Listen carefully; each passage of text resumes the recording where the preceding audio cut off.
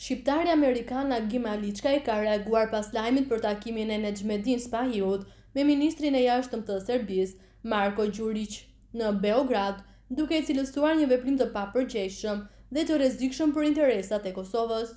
Sipas tij, çdo takim me zyrtarët serb jashtë kanaleve zyrtare dhe vizitave të domosdoshme është një gabim i rëndë dhe shfrytëzohet nga Serbia për propagandë. Serbët i përdorin këto takime për të paraqitur veten si paqedashës e përparimtar dhe për të promovuar idenë se i duan shqiptarët e mirë, tha Aliçkaj. Marrëzia po tradhti, kushdo që takohet në përfaqësues serb, jashtë vizitave të domosdoshme zyrtare, bën gabim të rëndë.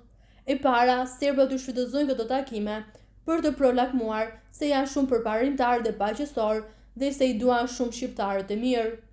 E dyta, ekziston rreziku që personi në fjalë jep informata të dëmshme për shtetin e Kosovës dhe merr detyra të caktuara kundër popullit dhe shtetit të Kosovës. Nexhmedin Spahiu ka obligim që ta informojë publikun për të gjitha se si dhe pse u bë ky takim, ka thënë ndër të tjerash shqiptari amerikan Agim Aliçkaj.